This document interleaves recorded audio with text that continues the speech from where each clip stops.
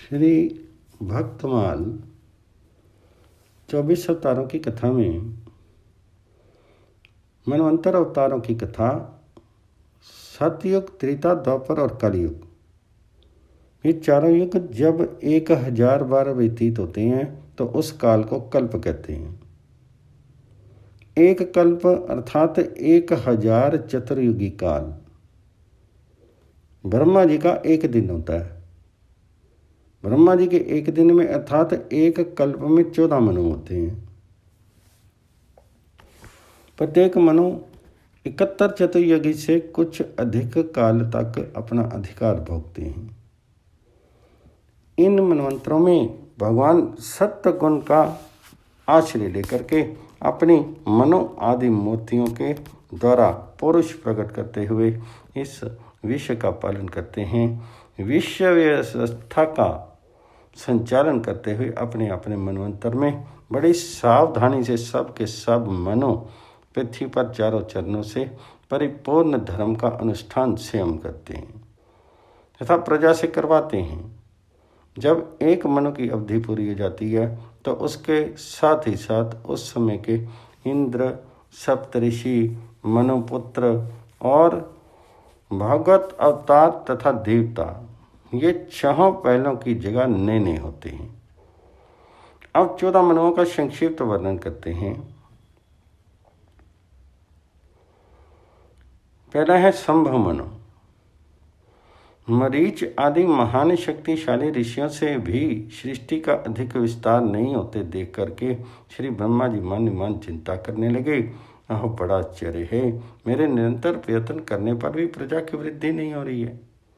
मालूम होता है इसमें देव ही कुछ विघ्न डाल रहा है। जिस समय श्री ब्रह्मा जी इस प्रकार देव के विषय में विचार कर रहे थे, उसी समय अकस्मात उनके शरीर के 2 भाग हो गए। उन दोनों भी भागों में से एक स्त्री पुरुष का जोड़ा प्रकट हुआ।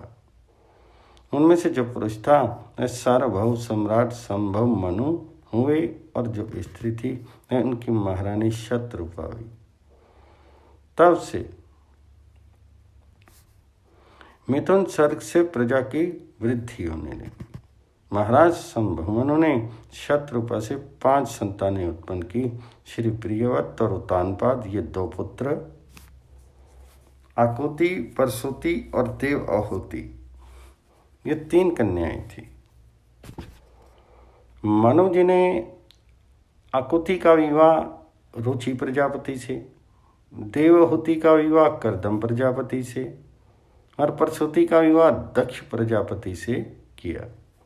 इन तीनों कन्याओं की संतति से सारा संसार भर गया। दूसरा है सारोचिष मनु, ये अग्नि के पुत्र हैं। तीसरे हैं उत्तम मनु, ये प्रियव्रत के पुत्र हैं।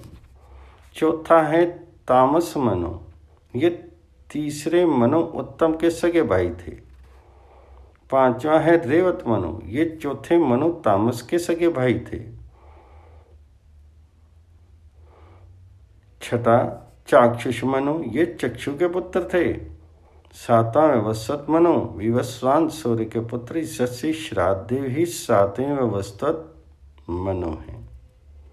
ये वर्तमान मनवंतर ही उनका काल है। 8वां सावर्णी मनु, 8वें मनवंतर में सूर्य की पत्नी छाया देवी के पुत्र सावर्णी मनु होंगे।